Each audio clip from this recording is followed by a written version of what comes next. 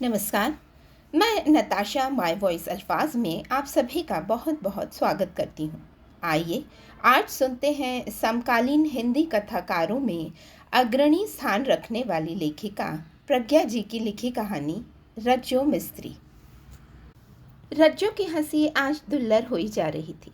कमर पर हाथ रखे हंसी के बोझ के मारे वह धीरे धीरे झुकने लगी। लगता था अभी पेट पकड़कर जमीन पर औंधी गिर पड़ेगी। सुरसा सा मुंह फाड़े उसकी हंसी में पूरे 32 दांत गिने जा सकते थे। मुंह से हंसी का शोर उठता फव्वारा फूट रहा था और उसकी संगत में आंखों की कोर से पानी का सोता। जाने कितने दिन बाद दुल्लर हंसी उसके चेहरे पर सजी थी।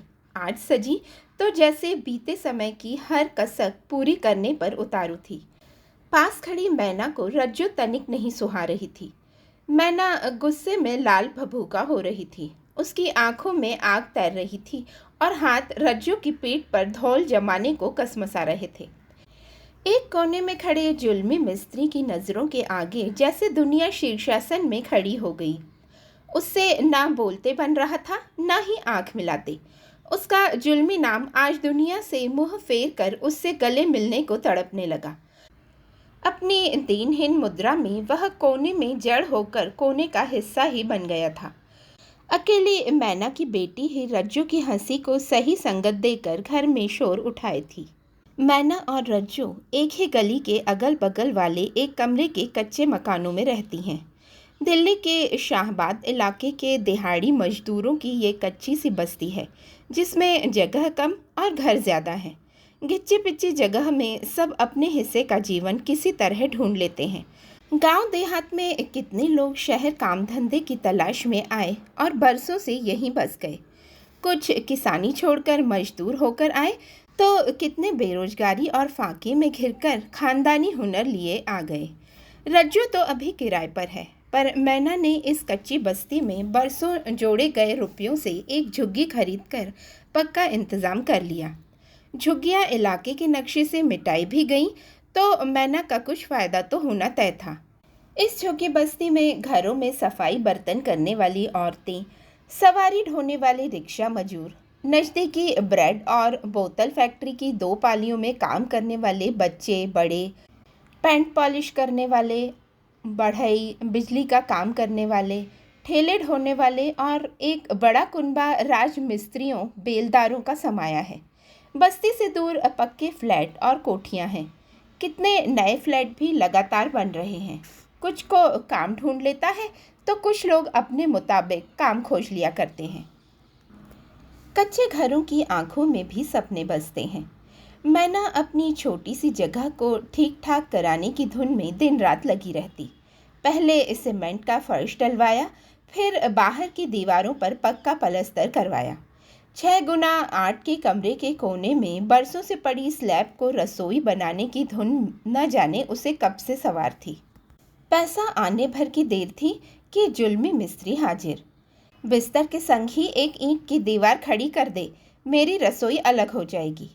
मैना का आदेश और जुल्मी का पालन। यूँ भी जुल्मी को बड़े फ्लैटों में काम करने की फुर्सत कहाँ है। ये झुग्गी बस्ती में ही उसका आसरा है। बड़े ठेकेदार उससे कन्नी काटते हैं। कोई बेलदार भी नहीं उसके संग। बेलदार मिस्त्री का काम अकेला संभालता जुल्मी दुनिया के जुल्मों से बेपरवाह है। आज मैना की रसोई की दीवार उठाने में जुल्मी ने पूरा दिन लगा दिया। मैना के कब से जोड़े गए ईंट के अद्धों और साबुत ईंटें आज जुल्मी का परस पाकर दीवार की सूरत लेने लगे। जुल्मी ने ज़मीन की खुदाई करके कायदे से नापकर मसाला बनाकर दीवार उठाना शुरू किया। मैना ने सामान 4 फुटिया गली में निकालकर जगह बना दी थी और दीवार से सटी स्लैब से बर्तन उतार कर कमरे में रख दिए ताकि जुल्मी को खड़े होने में दिक्कत ना हो। दीवार उठाकर काम निपटाने के लिए जुल्मी ने शाम को ही पलस्तर करना शुरू कर दिया। ठीक उसी समय रज्जो घर का सौदा लेकर मैना से बतियाने खड़ी हो गई। मैना और रज्जो को काम निहारते देख जुल्मी के हाथ जल्दी जल्दी चलने लगे। बड़ी सफाई से उसने पलस्तर पूरा किया। देख लो, ठीक बन गई है दीवार। फंटी को किनारे रखते और करनी को तसले के हवाले करता हुआ जुल्मी दीवार से सटी स्लैब पर खड़े खड़े इतरा कर बोला। मैना ने खुशी में सिर हिलाया। मैना की हामी में अपनी खुशी उड़ेलते झूमते जुल्मी ने स्लैब से उतरने के चक्कर में एक भारी गलती कर डाली। स्लैब से अचक से नीचे उतरने की जगह खुशी में उसने उतरते वक्त कच्ची दीवार पर अपना हाथ धर दिया। हाथ उसके तगड़े शरीर के वजन को थामे था। सारा बोझ नई दीवार पर पड़ गया। इस चक्कर में जुल्मी ने तो ज़मीन पर बाद में कदम रखा। उसके वजन से सारे दिन में खड़ी की गई दीवार उससे पहले ही भरभरा कर ज़मीन पर आ गिरी और 2 मिनट को इठलाई दीवार एक पल में मलबे में बदल गई। जुल्मी उस मलबे पर गिर पड़ा। दीवार तो चाहकर भी नहीं उठ सकती थी, पर अपराधी बना जुल्मी फौरन उठकर कोने में सिमट गया। मैना की आंख पिंथ जल गई, पर रज्जू की हंसी रोकना आज भगवान की बूते के भी बाहर था। मेरे से ही कह देती तू दीवार उठाने को। अनाड़ी मिस्त्री को बेकार बुला बैठी। दांत पीसती मैना को देखकर हंसते हुए रज्जू फुसफुसाई। अब तू तो रहने ही दे, जिसका काम उसी को साजे। एक ही पल में मैना गुस्से और खींच में बोल पड़ी। रज्जू की हंसी के खिलखिलाते सूरज को ग्रहण लग गया। उसने मैना को एक टक देखा, जैसे पूछ रही हो, तुझे तो सब पता है मैना, फिर भी ऐसी कड़वी बात। उसे याद आया कितने अपनेपन से मैना ने एक दिन उससे कहा था, तू जब भी काम पर जाए पीछे से बच्चों की चिंता न करना। चेहरे पर सोच और मन में दुख लिए फिर भी रज्जू ने गिरी हुई ईंटों को तसले में भरकर बाहर लगवाने में मैना और जुल्मी की मदद की। बाहर लगे नल पर रेत सीमेंट सने पैरों को धोती हुई रज्जू को अचानक बहुत साल बाद बापू के पैर याद आए। पिंडलियों से गोरे उसके पैर के पंजे मिस्त्री का काम करते हुए हमेशा फटे और काले रहते। सीधी धूप हवा लगने से भोगानंद के पैर दुरंगे हो चले थे। घुटने के नीचे पंजे और तलवे की एक मोटी रेखा ही सफ़ेद दिखाई देती थी। हर रात रज्जो बड़े प्रेम से उसके पैरों पर कड़वा तेल लगाती और सुबह बापू के साथ काम पर चल देती। गांव पिसावा में बिताए वो दिन रज्जो को क्या भूल सकते थे। भोगानंद के काम में हाथ बटाते कभी मसाला बनाना, कभी ईंट ढोना, कभी दीवार की तुड़ाई तो कभी छत की ढलाई। बड़ी होते होते रज्जो सब काम सीखती जा रही थी। चिनाई और पलस्तर का बढ़िया मसाला तो उसके जैसा बनाने वाले कम ही थे। 3-1 का मसाला ऐसा जबरदस्त बनाती कि सीमेंट और रेत का अनुपात एकदम सही बैठता। भोगानंद उसकी पीठ ठोक देता।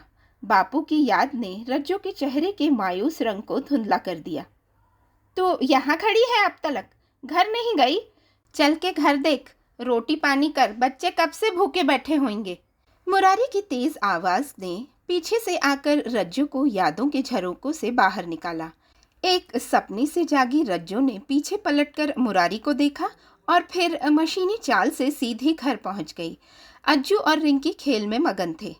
घर के बिखरेपन को समेटने, रात का खाना बनाने और 2 छोटे बच्चों की बातों और झगड़े फरमाइश सुलझाने में शाम कब रात में ढल गई रज्जू को पता न चला। बच्चों और रज्जू ने खाना खा लिया था। मुरारी घड़ी भर को घर आया, बच्चों को दुलराया, फिर नहा धोकर बाहर निकल गया।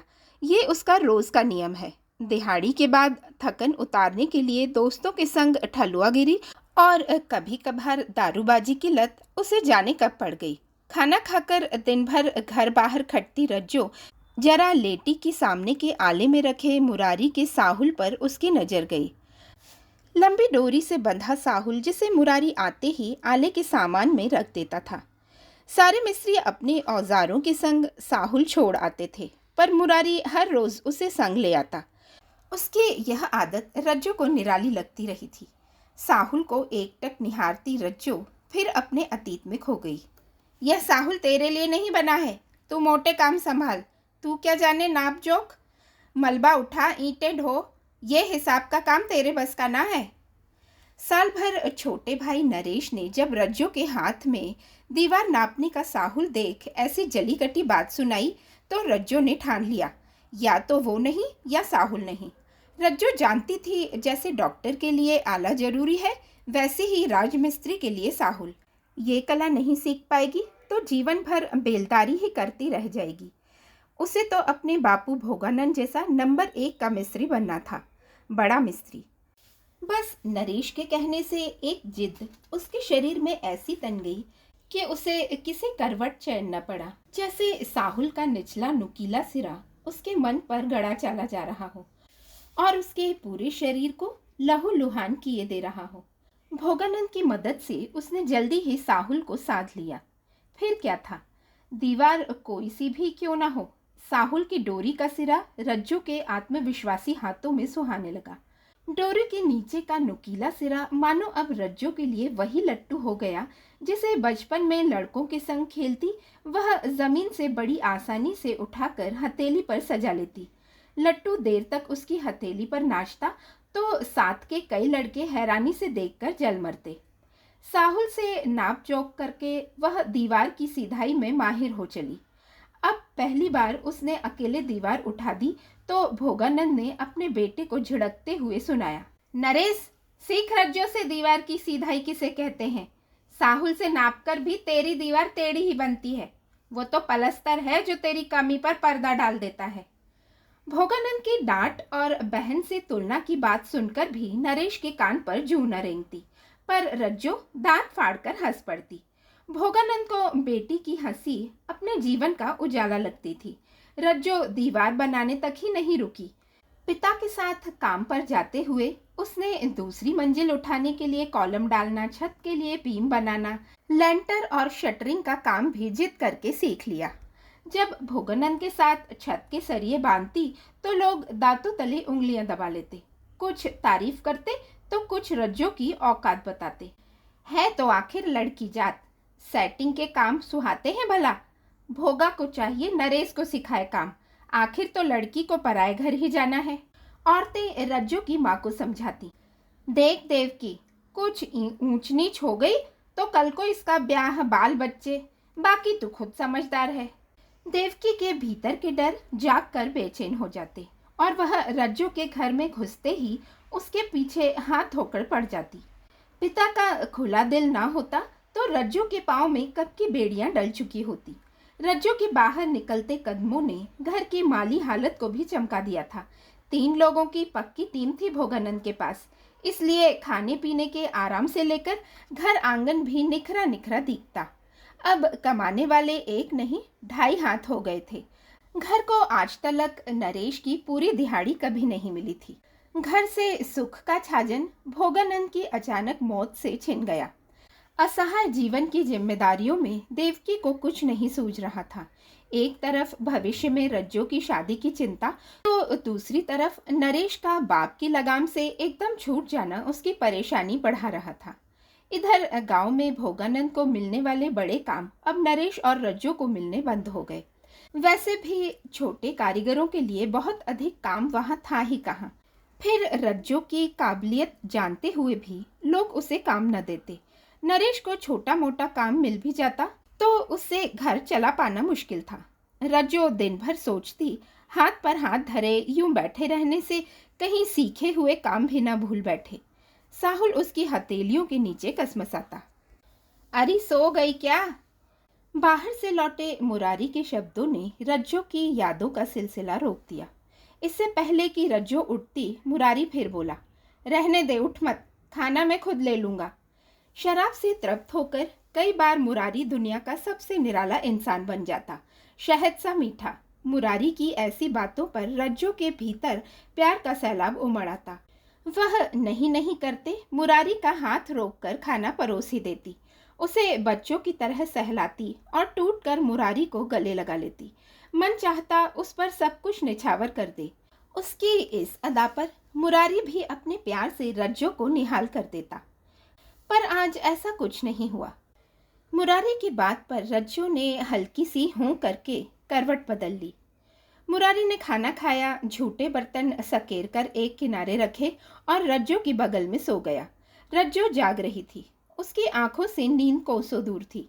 उसे बार बार मैना की बात याद आ रही थी, जिसका काम उसी को साजे। पर मैना अकेली थी क्या रज्जो से ऐसी बात कहने वाली? उसे याद आया बापू के मरने के बाद तंगी के दिनों में मनरेगा योजना उत्तर प्रदेश के उसके गांव के पास भोजाका में शुरू हो गई थी। तालाब की खुदाई, सड़क बनाना, ग्राम पंचायत, ब्लॉक ऑफिस की नई इमारत उठाने और अनेक कामों के लिए दिहाड़ी पर मिस्त्री बेलदार को काम मिलना शुरू हो गया था। रज्जो का मन खुशी से चहका कि इसका हिस्सा बनकर उसके हुनर का लोहा कुछ दिन में लगी जंग की परत को छील उखाड़ कर छाड़ देगा।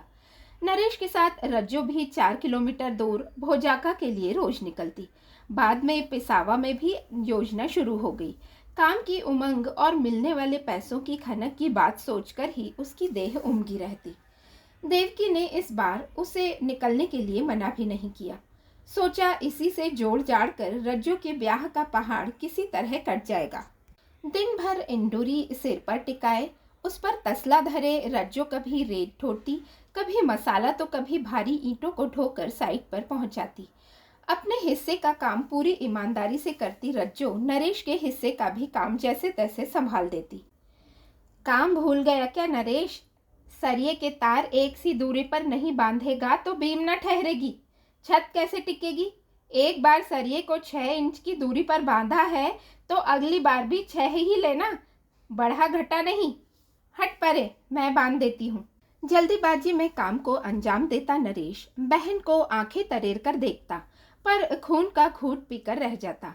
ना नकुर करने के बाद रज्जो से इसरार और मदद से नरेश को पहले से बंधे सरियों के तार खोलने और दोबारा बांधने पड़ते। मिस्त्री के सबक रज्जो ने कायदे से पढ़े थे। शटरिंग के उस्ताद भोगानंद का हुनर रज्जो में पूरा उतरकर अब निखरने लगा था। उसे न सिर्फ सरिये बांधना आता था, बल्कि छत का वजन टिकाने के लिए किस नाप की बीम डलेगी इसकी जानकारी भी उसे थी। दीवार उठाते हुए मसाले को ईंटों पर धरकर जब पक्का करते हुए करनी ईंट पर मारती तो ईंट उसके गुलाम बनकर सही जगह ले लेती। रज्जो के हाथ में गजब की सफाई और फुर्ती थी, लेकिन करनी की ठक ठक नरेश के कलेजे में कील बनकर ठुकती।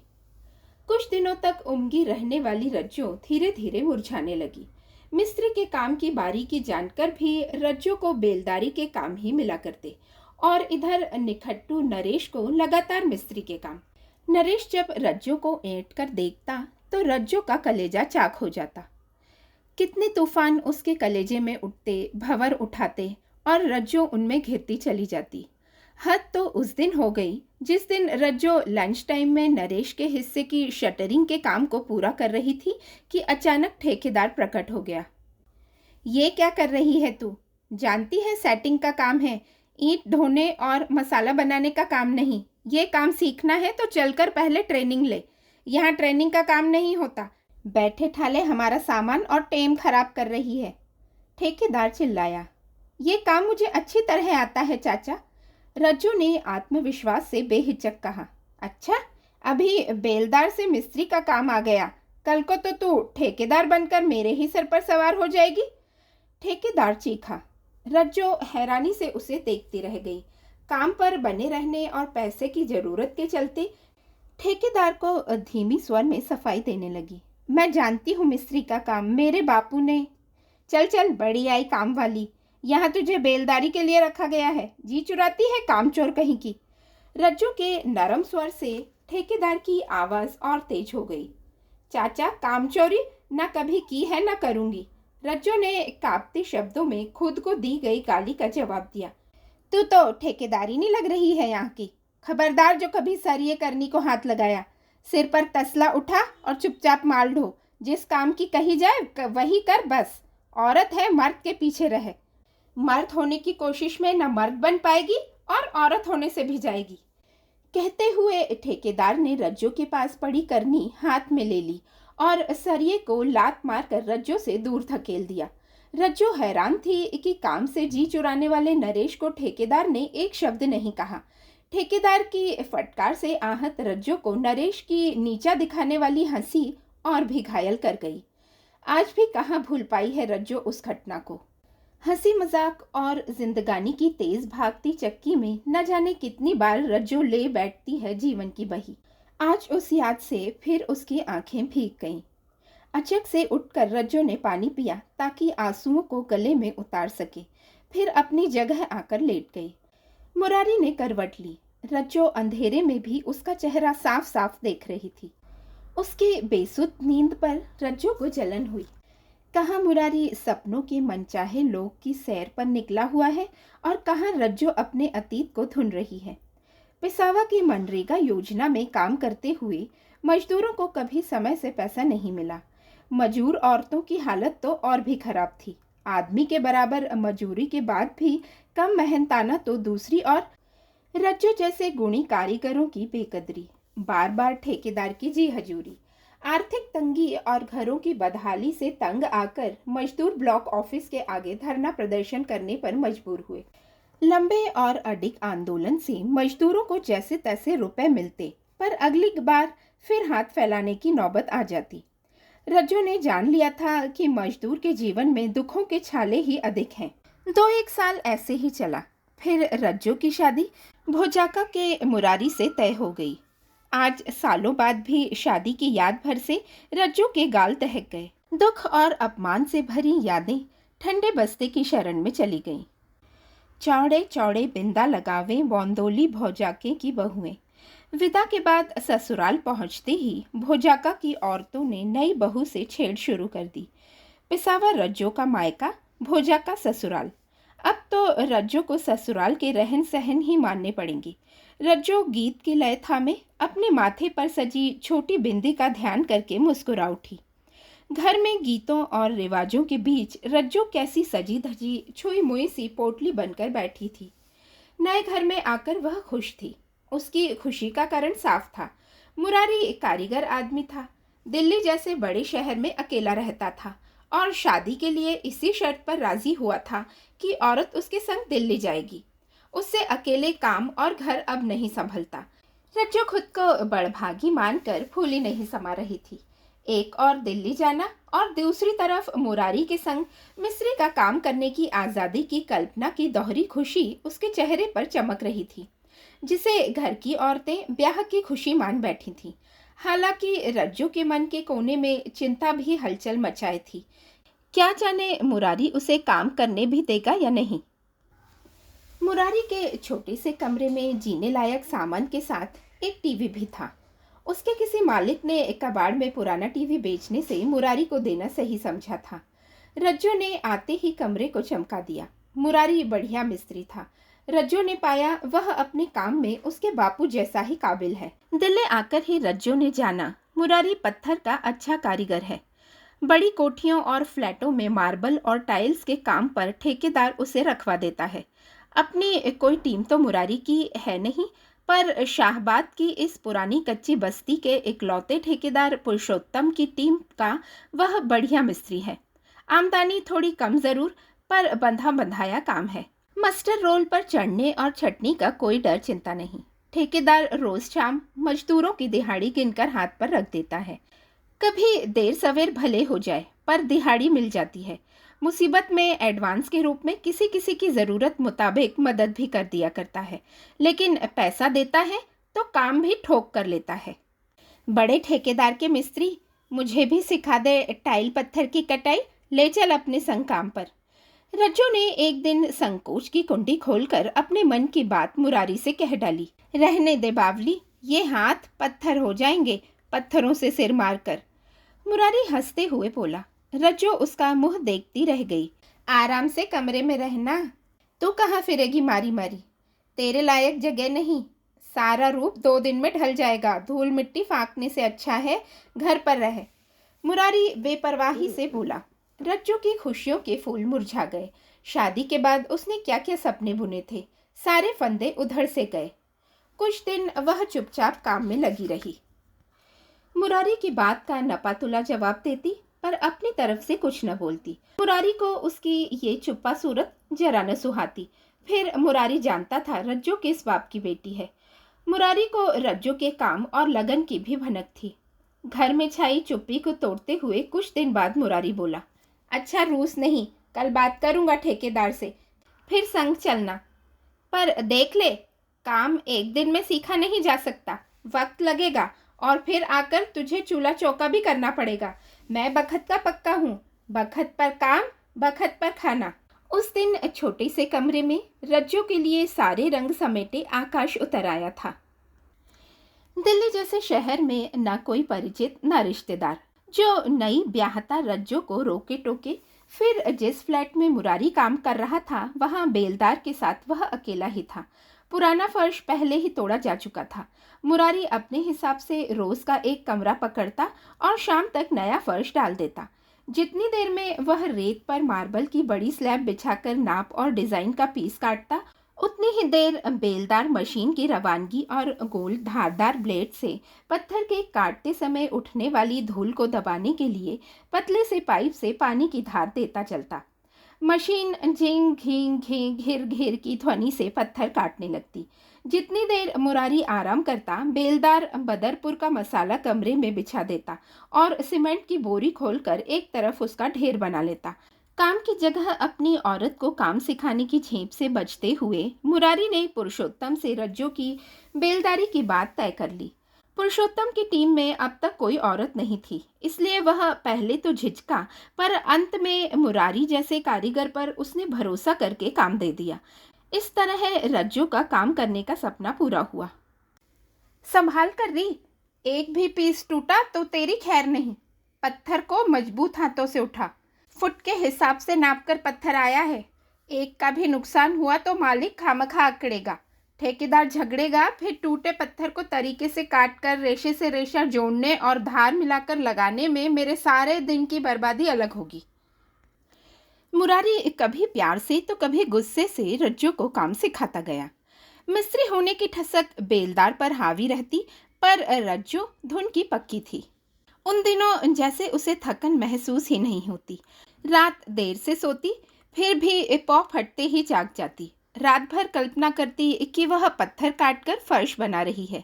उन दिनों सारे घर का काम करके खाना लेकर उमंग से चल देती मुरारी के संग। जिस दिन पहली बार रज्जो ने पत्थर काटा, उसे लगा जैसे जीवन का सबसे बड़ा सवाल उसने हल कर दिया। उस दिन उसकी हंसी में वही पहले वाली खनक उतर आई।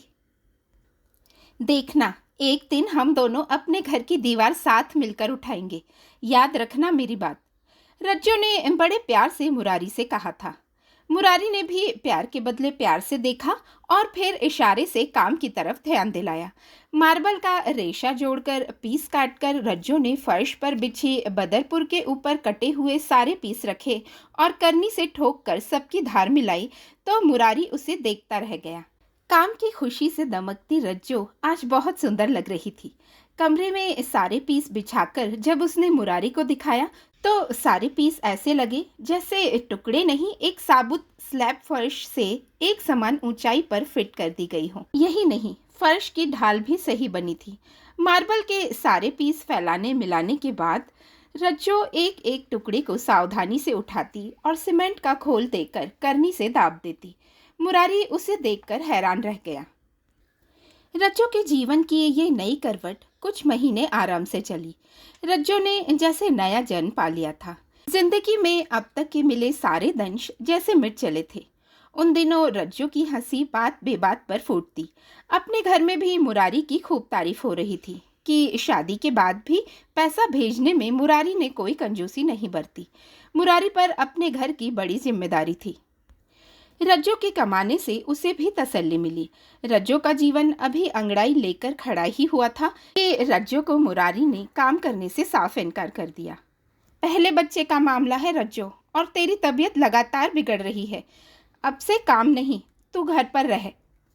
कुछ ऊंच नीच हो गई तो मैं क्या क्या संभालूंगा। काम कहाँ भागा जा रहा है, पहले तो फारिग हो ले। मजदूर औरतें 9 महीने कड़ी मेहनत करती हैं और पता ही नहीं चलता कब बच्चा जनकर काम पर लौट आती हैं। रज्जो इस सब के लिए तैयार थी, पर दिनों दिन गिरती तबीयत ने उसका ज़रा साथ नहीं दिया। उस समय रज्जो को काम छोड़ना बहुत बुरा लगा। जिस समय रुपए पैसे की सबसे अधिक ज़रूरत थी, उस समय काम का सहारा छूट गया। 2 घर चलाने की जिम्मेदारी में मुरारी ने ओवर टाइम करना शुरू कर दिया। रज्जो ने एक गहरी सांस ली। रात तेजी से बीत रही थी। रज्जो ने पेट में दबाए पैरों को सीधा किया और करवट ली तो सामने सोए अज्जू रिंकी दिखाई दिए। तला ऊपर के होने से दोनों के बड़ा छोटे होने का अंतर न पता चलता। निश्चिंत सोते हुए दोनों को देखकर रज्जो के मन में प्यार की नदी उमड़ आई। कैसे करके बड़ी मुश्किल से दोनों को पाल रही थी। दोनों के जन्म और परवरिश में ही अब उसका समय गुजर रहा था। बच्चे बड़े होंगे तो खर्चा और भी बढ़ेगा, यह चिंता रज्जो को खाई जाती। इस बीच ठेकेदार पुरुषोत्तम का काम भी दूर दराज में फैलने लगा। पुरुषोत्तम मुरारी को शाहबाद के आसपास के इलाकों और दूर के मकानों में भी भेजने लगा था। मुरारी की दिहाड़ी पहले से बढ़ी तो महंगाई उसकी तुलना में और अधिक बढ़ी थी। मकान का किराया, राशन, दवाई, गोली, कपड़े लत्ते सबके दाम बढ़ रहे थे। रज्जो ने एक दिन मुरारी का मन टटोला। ऐसे कब तलक चलेगा? इन बच्चों के भविष्य के लिए और पैसा चाहिए होगा। पढ़ाने लिखाने का इंतजाम भी देखना होगा। पीछे घर की जिम्मेदारियां भी अभी कहाँ पूरी हुई हैं। रज्जो ने ठंडी सांस ली। कुछ देर बाद बोली, अब तो मेरी तबीयत ठीक है और ये बच्चे भी थोड़े संभल गए हैं। अब मैं काम पर जा सकती हूँ ना सही मिस्त्री बेलदारी की दिहाड़ी भी ठीक रहेगी। रज्जो ने मुरारी की चिरोरी की। पिता और पति जैसा मिस्त्री बनने का उसका सपना पछाड़ खाकर धूल में सना जीवन की राह में पड़ा था। इस सपने से रज्जो बड़ी मुश्किल से बच्चों का मुंह देखकर समझौता कर पाई थी। काम करना ही है तो घरों में बर्तन सफाई के काम पकड़ ले। यहाँ की बहुत सी औरतें यही तो करती हैं। मेरे संग अब पहले जैसी बात नहीं। मुझे दूर दूर जाना पड़ता है। तुझे कहाँ लिए डोलता फिरूंगा। मुरारी के पास जैसे जवाब पहले से सोचा समझा रखा था। ना सही अपने साथ शाहबाद के घरों में ही सही बात करके देखो पुरुषोत्तम से। रज्जो ने हार नहीं मानी। मेरे बिना अकेली तू कहाँ काम करेगी घरों में? कोई औरत नहीं है पुरुषोत्तम की टीम में, जानती है ना। ये क्या अच्छा लगेगा? फिर वहाँ कितने आदमियों की नज़र रहेगी तुझ पर। भीतर से कौन कैसा है किसे पता। कैसे कैसे बातें बनेंगी जानती है। कहने को मुरारी सवाल पर सवाल खड़े कर रहा था, पर सारे सवाल इनकार का ठोस जवाब ही रज्जो को दे रहे थे। पर मुझे तो, हकलाती सी रज्जो बोली। पर मुरारी ने उसे बात भी पूरी नहीं करने दी। परवर कुछ नहीं। फ्लैटों का काम औरत बेलदार के लिए ठीक नहीं। फिर सारे दिन का काम है। इससे तो तू बर्तन सफाई ही करे तो अच्छा है। तू घर और बाहर दोनों संभाल लेगी। बीच के बखत में आराम भी मिलेगा। घर का काम भी कर पाएगी और बच्चे भी देख लेगी। मन मार कर रह गई थी रज्जो। ढीठ बनकर उसने कुछ समय घरों में काम नहीं पकड़ा, यही सोचकर कि शायद किसी दिन मुरारी हामी भर ही दे। इधर मुरारी के छोटे भाई मेरठ बुलंदशहर जाकर कमाने लगे थे, तो घर की तरफ की जिम्मेदारी भी कुछ हल्की ज़रूर हुई थी। पर रज्जो समझ ही नहीं पाती थी कि पैसों में कौन से पंख लगे हैं जो हथेली पर रुकता ही नहीं। यूँ भी दिल्ली जैसे शहर में 4 लोगों का पेट पालना आसान बात नहीं थी। अज्जू रिंकी में से कोई ना कोई बीमार पड़ जाता या फिर ऐसी ज़रूरत निकल आती कि रुपयों पैसों की किल्लत पड़ ही जाती। यादों के गलियों में चक्कर खाते पूरी रात के जागरण के बाद आज सुबह रज्जो का जी किसी काम में नहीं लग रहा था। जैसे तैसे उसने सुबह के काम निपटाए। मुरारी को आज सोनीपत निकलना था। पुरुषोत्तम के हाथ एक बड़ा ठेका लगा था जिसे वह किसी भी सूरत में हाथ से निकलने देना नहीं चाहता था। कई मंजिला मकानों वाली इमारत का काम था जो हर हाल में समय पर पूरा किया जाना था। बेलदारों और मिस्त्रियों के साथ फर्श डालने के लिए मुरारी जैसे कितने ही कारीगरों की ज़रूरत पुरुषोत्तम को थी। काम में समय भी लंबा लगने वाला था। रज्जो ने बेमन से ही सही खाना बना बांध कर मुरारी को सौंप दिया। उसके जाने के बाद बच्चों की कूद फांद के बीच भी वह अनमनी सी पड़ी रही। गंदे कपड़ों, बिना मंजे बर्तनों और बिखरे कमरे ने उसे कई बार चेताया, पर उसने सबकी अनदेखी कर दी। खाना बन ही गया था, बाकी काम मुरारी के आने से पहले निपटाने का सोचकर वह लेटी ही रही। पास बैठे बच्चों ने एक टूटे खाली डिब्बे को लात मारकर एक दूसरे की ओर ढेलने का खेल बना लिया। डिब्बा टनन टनन सा ठोकर खाता यहाँ से वहाँ डोलने लगा। रिंकी और अज्जू अपनी बारी आने पर तेज ठोकर मारकर हंसते, पर खेल देखती रज्जो उस डब्बे की शक्ल में खुद को पा रही थी। शाम को मुरारी बहुत दिनों बाद मीट लेकर घर पहुंचा तो बच्चे चहक कर नाचने लगे। बेमन से उठकर रज्जो पकाने की तैयारी में लगी ही थी कि मुरारी का फ़ोन बज उठा। बातचीत पर कान देने से जल्दी ही रज्जो को पता चल गया कि माँ का फ़ोन है। पास में बैठी है रज्जो, ले कर ले बात। कहते हुए मुरारी ने उसे फ़ोन थमाया। कैसी है माँ? माँ से बात करते रज्जो की सांसें तेज हो गईं। थोड़ी देर में मुरारी ने देखा रज्जो फ़ोन पर चुप सी हो गई और बात करते हुए धीरे से कमरे से निकल गई। मुरारी जानता है जब भी रज्जो अपनी माँ से कुछ ज़रूरी बात करती तो ऐसे ही कमरे से निकल जाती है ताकि मुरारी सुन न सके। आज भी यही हुआ। कुछ देर बाद लौटी रज्जो से मुरारी ने कुछ नहीं पूछा। रज्जो भी परेशान सी काम में लगी रही। रात खाना खाकर जब मुरारी साथ बैठा तो रज्जो ने झिझकते हुए बताया कि माँ को पैसे की सख्त ज़रूरत आन पड़ी है। रज्जो से मुरारी की हालत छिपी नहीं थी, पर ठेकेदार से कुछ पैसा एडवांस मांगा जा सकता था। मीट खाने से रंग में आया मुरारी रज्जो की बात पर उखड़ गया। मैं कहाँ से लाऊं पैसा? जो है तेरे सामने है। तेरी माँ मांगे ना अपने बेटे से। जरा कोई मुसीबत आई, खट्ट से लड़की को फ़ोन लगा दिया। यहाँ क्या पैसे का पेड़ खड़ा है? रज्जो पति का मुंह देखती रह गई। उसके शरीर का सारा खून जैसे सूख चला। चेहरा छक सफ़ेद हो गया। आंखें फट पड़ी और आंसुओं का सैलाब फूट पड़ने को हुआ, जिसे रज्जो ने बड़ी मुश्किल से काबू किया। उसने महसूस किया आज वह खुद कमा रही होती तो फौरन माँ की मदद कर देती और यूं पति के आगे हाथ फैलाने पर शर्मिंदा न होना पड़ता। खुद अपने हिसाब से सब सोचती और पति भी उसके 4 पैसे की कदर करता। टूटे मन से आज रज्जो ने मिस्त्री बनने का सपना छोड़ घरों में काम करने का मन पक्का कर लिया। बरसों से खुरंट पड़े जख्म नई चोट से टीसने बहने लगे। इधर रज्जो एक घर में काम करने की हामी भर के आ गई। 3 दिन बाद उसे काम पर जाना था कि अचानक मुरारी की माँ बीमार पड़ी और तुरंत फुरत मुरारी को भोजाका के लिए निकलना पड़ा। बच्चे और रज्जो पीछे रह गए। मुरारी को कुछ दिनों में वापस काम पर लौटना था। मुरारी तो नहीं लौटा, उसके एक्सीडेंट की खबर लौटी जिसने रज्जो के प्राण सुखा दिए। भोजाका से चलकर वापसी के समय ट्रक टेम्पो टक्कर में मुरारी कई और लोगों सहित बुरी तरह घायल हो गया। ऐसे में उसका लौटना मुश्किल था। पूरी बस्ती में जैसे रज्जो अकेली हो गई। हर घड़ी मुरारी का ध्यान उसे परेशान करता। उसकी सूरत आंखों के सामने छाई रहती और ऐसी हालत में मुरारी की सेवा टहल न कर पाने का अफसोस उसे खाए जा रहा था। मैं न उसकी हिम्मत बढ़ाती, पर रज्जो के सब्र का बांध टूटता चला जा रहा था। फ़ोन पर मुरारी की कराहती आवाज़ उसके कानों में पूरे दिन हाहाकार मचाए रही। कहते हैं कि गरीब की मुसीबतों को तो घर का पता भी नहीं पूछना पड़ता। शाम का समय हो चला था। बच्चों को खाना खिलाकर रज्जो खाना खाने बैठी तो टीवी पर खबर चल पड़ी कि शहर में फैली नई कोरोना महामारी के चलते कल से सारे काम, बाजार, दफ्तर बंद किए जा रहे हैं। मुरारी की चिंता से अभी तक वह उबरी भी नहीं थी कि नई मुसीबत आ खड़ी हुई। कोई रोड पर न निकले। टीवी पर प्रधानमंत्री की घोषणा चल रही थी, पर रज्जो की समझ में कुछ नहीं आ रहा था। उसने अज्जू और रिंकी की ओर देखा, एक और रोटी का उठाया। कुछ देर यह सब सोचती रही। अगर घर से बाहर नहीं निकलेगी तो मुरारी के पास कैसे जाएगी? अगर सारे काम बंद हो जाएंगे तो लोग क्या कमाएंगे, क्या खाएंगे? हाथ में लिया रोटी का कौर उसने फिर से थाली में रख दिया। वह उठी और कमरे के कोने में रखे पुराने ट्रंक को टटोला। कपड़ों को हटाया। कपड़ों के नीचे बिछे अखबार के नीचे कुछ रुपए उसे मिले। कितने जतन से जोड़े थे ये रुपए। उसने गिने, 2000 के करीब रुपए थे। उसने हिसाब लगाया कि इतने से यहाँ रहना मुश्किल होगा। मम्मी मम्मी सुनना, अज्जू की आवाज़ ने जैसे उसका ध्यान भंग किया।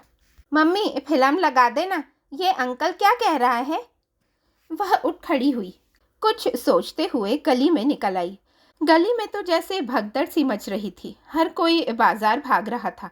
उसे याद आया जब अज्जू हुआ था उस साल भी नोटबंदी के बाद ऐसी ही मुसीबत आई थी। उन दिनों को याद करती रज्जो अचानक घबराई सी बोली, अज्जू अज्जू सुन जरा, बहन का ध्यान रखियो, मैं अभी आई। थोड़ी देर में कुछ दिन का राशन लेकर रज्जो वापस लौटी। कई दिन दुविधा में पड़ी रज्जो ने एक दिन हिम्मत करके मुरारी के पास जाने की बात सोच ली। जरूरी सामान एक बड़े से थैले में बांधा। मैना ने बहुत समझाया पर रज्जो न मानी। रिंकी को गोद में उठाया और अज्जू के संग घर से निकली तो शहर में फैली महामारी ने तमाम रास्ते बंद कर दिए। कोई साधन नहीं मिला तो हिम्मत करके पैदल ही आगे बड़े बस अड्डे की ओर बढ़ गई। उसका जुनून खतरे कहाँ देख पा रहा था। कुछ आगे बढ़ी तो पुलिस वालों ने उसका रास्ता रोक लिया, डांट गरियाकर उसे वापस घर भगा दिया।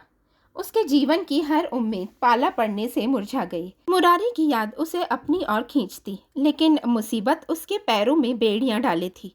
रज्जो जानती थी कुछ लोग जिंदगी के डरों का डटकर सामना करते हुए महामारी से होने वाली मौत से घबराकर तुरंत गांव देहात अपनी जड़ जमीन परिवारों की ओर लौट गए थे। ट्रेनें बंद पड़ी थीं। कितने लोग चोरी छिपे निकल रहे थे। एक बारगी रज्जो ने सोचा वो भी उनके संग निकल भागी, पर किराया सुनकर रज्जो की आंखें फट गईं। प्राइवेट गाड़ी में एक आदमी का 5,000 रुपया। कहाँ से लाती रज्जो इतना रुपया? पैसे की तंगी, पुलिस के बिठाए डर और बीमार पड़ गए अज्जू ने उसके कदम रोक दिए। शाहबाद की कच्ची बस्ती के कितने घर खाली हो गए थे। पुरुषोत्तम की टीम भी समय रहते जैसे तैसे दिल्ली से निकल गई। बरसों से शहर को बसाने सजाने, उसकी मरम्मत में रात दिन एक करने वाले मजदूरों के लिए बदहाली के दिनों में आमदनी का कोई पक्का इंतजाम न था। सरकार भी चुप, उसके अफसर भी चुप। काम बंद, रास्ते पर पेट की भूख 24 घंटे जाग रही थी। घर लौटने वाले कितने ही रास्ते घर की ओर न मुड़कर मौत से जा मिले, और पीछे रह गए लोगों के हिस्से में आई भूख और तकलीफें। आड़े वक्त की बचत रज्जो के काम आई, पर मामूली बचत ही थी, कोई खजाना नहीं। रज्जो टीवी पर देख रही थी। शहरों से पैदल निकले मजूर घर और बच्चों को ढोते मुसीबत के मारों की तरह बेदर्द जिंदगी से जूझ रहे थे।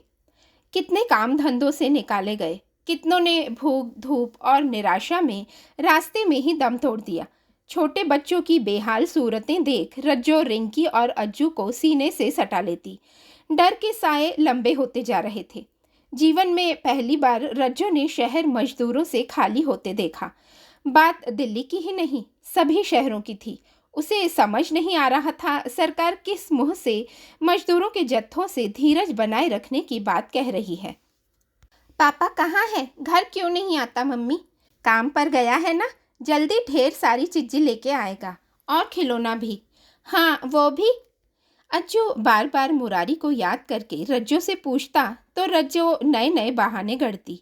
बीमारी से हो रही लगातार मौतों और थर्राई दिल्ली में कमरे से बाहर निकलने को मचलते रिंकू अज्जू को रज्जो कैसे कैसे बहलाती, इसे उसका दिल ही जानता था। मुरारी के सर में टाँके आए थे और पैर की हड्डी 3 जगह से टूट चुकी थी। ठीक होने में कम से कम 6 महीने का समय लगना था।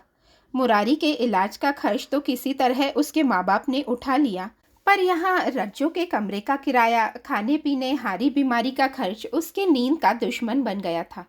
पैसा ना मुरारी के पास था, ना रज्जो की माँ के पास। बस्ती मजूरों से लगभग खाली हो गई थी। रज्जो की तरह मजबूरी के मारे कुछ परिवार ही यहाँ बचे थे। दिहाड़ी मजदूरों की आमदनी पूरी तरह बंद थी। घरों में काम करने वाली बाइयों में से कुछ के मालिक ही उन्हें पैसा दे रहे थे, पर रज्जो के लिए तो ये रास्ता भी बंद था। महामारी के डर से लोगों ने घरों में किसी भी बाहर के आदमी से काम करवाना बंद कर दिया था। रज्जो की समझ काम नहीं कर रही थी। बच्चों को कलेजे से लगाए रज्जो ने 2 महीने का समय जैसे तैसे निकाला। मैना ने ही उधार देकर उसकी हिम्मत बांधे रखी। अक्सर मुरारी से रज्जो की बात भी मैना करवा देती। बच्चे कैसे हैं रज्जो? तू कैसी है? तू घबरा मत, जल्दी ही आ जाऊंगा, मुरारी ने दिलासा देते हुए कहा। मेरा जी बहुत घबरा रहा है। बच्चे रोज तुमको पूछते हैं, पैसे भी खत्म हो रहे हैं। बार बार यही लगता है कि अस्पताल में तुम अकेले पड़े हो और मैं यहाँ। यह कहते कहते रज्जो का गला भर आया। तू फिक्र मत कर, मैं कुछ इंतजाम करता हूँ। यह कहकर मुरारी ने फ़ोन बंद कर दिया। मुरारी के शब्दों से रज्जो की रुलाई फूट पड़ी। बड़ी हिम्मत से उसने बात संभाली थी कि मुरारी को कोई और दुख न पहुंचे। दीवार से सटी रज्जो खाली आंखों छत निहार रही थी कि उसका दरवाजा किसी ने जोर से ठकठकाया। दरवाजा खोला तो सामने पुरुषोत्तम ठेकेदार को खड़ा पाया। मास्क लगाए पुरुषोत्तम को रज्जो उसके डील डॉल आवाज और पहनावे से पहचान पाई। उसे लगा कि शायद मुरारी ने ही उसे भेजा है। कहाँ है मुरारी? ना फोन उठा रहा है ना बात कर रहा साला, भाग गया एडवांस लेकर। रज्जो को देखते ही पुरुषोत्तम दहाड़ा। भागा नहीं है, उसका एक्सीडेंट हो गया है, अस्पताल में पड़ा है, लौटेगा तो हिसाब पूरा कर देगा। रज्जू को ठेकेदार की बात नहीं सुहाई। यानी अब तो महीनों की छुट्टी काम से, कब लौटेगा, कब काम करेगा, कब चुकाएगा? कहना मुझे फ़ोन करे। एक ढंग का कारीगर नहीं मिल रहा इन दिनों। शाहबाद में दीवार लेंटर का काम है, इमरजेंसी में ज़्यादा दिहाड़ी देने पर भी मिस्त्री नहीं मिल रहा। क्या दिन देखने पड़ रहे हैं। कहते हुए पुरुषोत्तम ने पीठ फेर कर आगे का रुख किया। मौका तो दो, मैं काम कर दूं। रज्जू ने हिम्मत करके कहा। तू करेगी? पुरुषोत्तम पलटा और उसने रज्जू को गौर से देखा। काम आता भी है तुझे? हाँ, मौका तो दो। रज्जू इस बार जोर देकर बोली। पुरुषोत्तम जरा चुप हुआ, फिर कुछ सोचकर बोला, चल ये भी करके देख लेते हैं, पर ध्यान रखियो, शिकायत का मौका मत दियो और मेरे माल का नुकसान ना करियो। सिर्फ एक दिन दूंगा, एक दिन। वो तो मेरा मालिक मेरे सर पर खड़ा है, दिन रात मेरी जान लिए हुए है, तो तुझे काम दे रहा हूँ। 2 घड़ी चुप्पी के बाद रज्जू के भीतर जिंदा बची रह गई रज्जू बाहर आई। कल से? रज्जू ने पूछा तो उसके बात पर ठेकेदार ने हामी भरी और पता देकर चला गया। रज्जू के इस बोल से घर की दीवारें झनझना उठीं। रज्जू सीधी खड़ी होकर सामने देख रही थी, जैसे कल की तैयारी में उसे अभी से जुटना था। अचानक उसे कुछ याद आया। उसने झटपट सामने का आला टटोला। अगले पल उसकी मुट्ठी बंद कर तनी हुई थी। साहुल उसकी मुट्ठी में था। सारी सावधानी बरतकर और बच्चों को मैना के हवाले करके रज्जू अगले दिन काम पर जा पहुंची। 17-18 साल का एक लड़का फ्लैट पर उसकी राह देख रहा था। 2 महीने पहले टूटी दीवारों का मलबा मंजिल पर यूं ही पड़ा था। सामने ही औजार और रेत सीमेंट बालू के संग ईंटें खड़ी थी। फावड़े से मलबा सकेर कर ईंटों पर पानी मारने और मसाला बनाने का काम रज्जू ने लड़के को दे दिया। रज्जू ने करनी और फंटी को ध्यान से देखा। दोनों पर सूखे रेत और सीमेंट की परत चढ़ी थी, जैसे रज्जू की तरह ये दोनों भी लंबे समय से बेकाम थे। रज्जू उकड़ू बैठकर उन्हें साफ और खुद को तैयार करती रही। बेलदार लड़के ने अपना काम निपटाया और मसाला बनाकर तसला भरकर रज्जू के आगे रख दिया। रज्जू हौले से उठी, अपने बापू की तरह ही करनी की पहली चोट पुरानी दीवार में दे मारी। फिर एक हाथ से करनी में मसाला भरकर दूसरे हाथ से पहली ईंट फर्श पर रखी। एक के बाद एक ईंट धरती गई, मसाले से उन्हें जोड़ती गई, साहुल से सीध नापती गई। लाल और धूसर रंग की दीवार ज्यों-ज्यों उठ रही थी, उसका एक एक जख्म भरता जा रहा था। 9 इंच मोटी दीवार उसके लिए अनगिनत सपनों के दरवाजे खोल रही थी। दीवार उठ रही थी और दुखों के पहाड़ ढह रहे थे। करनी की आवाज़ और साहुल की संगत रज्जू में जोश भर रही थी। पसीने में नहाई रज्जू आज रुकी नहीं। वो दीवार उठाती जा रही थी। उसे बस एक ही धुन सवार थी। शाम को दिहाड़ी के बाद मुरारी से उसे यह ज़रूर कहना है, जल्दी से ठीक हो जा, फिर अपने घर की दीवार दोनों साथ मिलकर उठाएंगे। अभी आप हिंदी की सुप्रसिद्ध लेखिका प्रज्ञा द्वारा लिखी एक सकारात्मक कहानी रज्जू मिस्त्री सुन रहे थे। कहानी आपको कैसी लगी? अपने विचार कमेंट करके मुझे ज़रूर बताइएगा। फिर मिलते हैं किसी अच्छी सी कहानी के साथ। तब तक खुश रहिए, स्वस्थ रहिए और अच्छी अच्छी कहानियाँ सुनते रहिए। धन्यवाद।